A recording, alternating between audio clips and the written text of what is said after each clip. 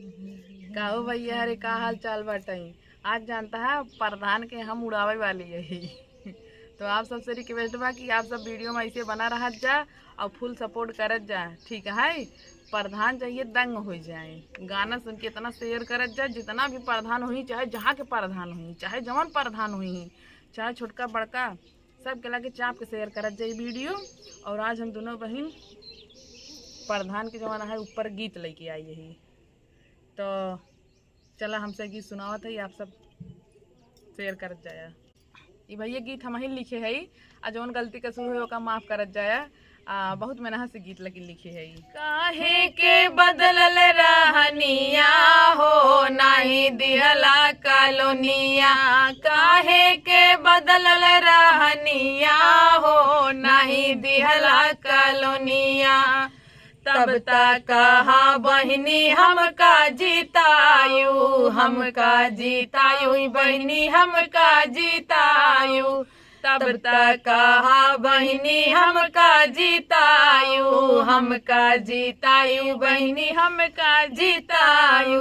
जीते के कटा तारा चनिया हो, नहीं दिहला कॉलोनिया।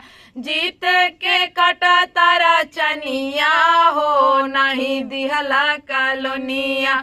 काहे के बदलल रहनिया हो, नहीं दिहला कॉलोनिया। काहे के बदलल रहनिया हो, नहीं दिहला कॉलोनिया। 5 साल के रहे तोहर पर धनिया, सास रानी के ना बनाया पिले सिनिया। 5 साल के रहे तोहर पर धनिया, सास रानी के ना बनाया पिले सिनिया।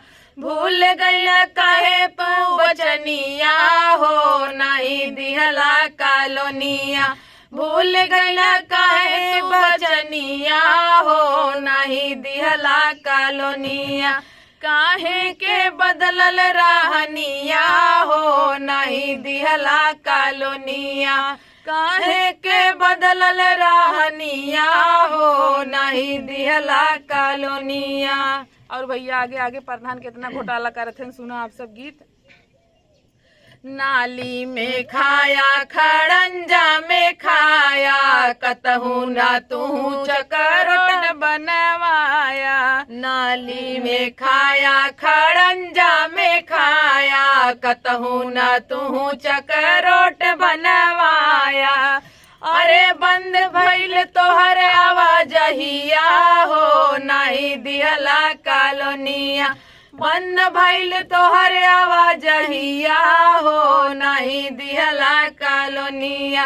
काहे के बदलल रहनिया हो, नहीं दिहला कॉलोनिया। काहे के बदलल रहनिया हो, नहीं दिहला कॉलोनिया।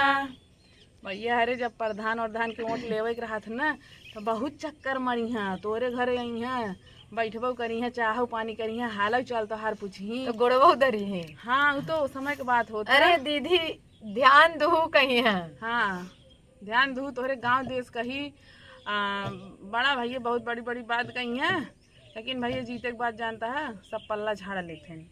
तो गीत भैया कैसा लगा कमेंट में जरूर बताओ जाया।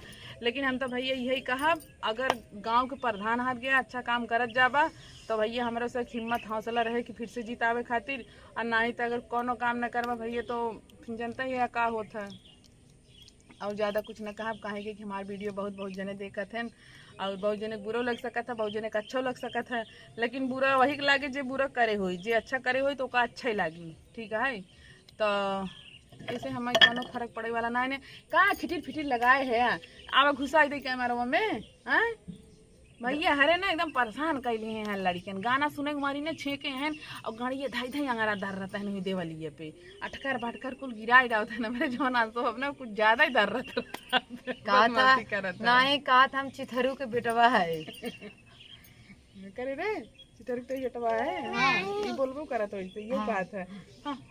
नहीं कल हम कहे चिथराइन कहाँ आए तो कहा था चिथराइन सुल्तानपुर में है। हम कहे चिथरू कहाँ आए तो कहा था चिथरू बम्बई है। हम कहे फिर कजनी का हम कहे चिथराइन बहू कहाँ आए तो कहा तू इन था। तो चला भाई हमारे गीत कैसा लगा कमेंट में जरूर बता जाए। फिर मिले अगले वीडियो में अगले गीत के साथ। Bye bye. आप लोग फुल सपोर्ट करिए, ज़्यादा से ज़्यादा सपोर्ट करिए, लाइक करिए, शेयर करिए।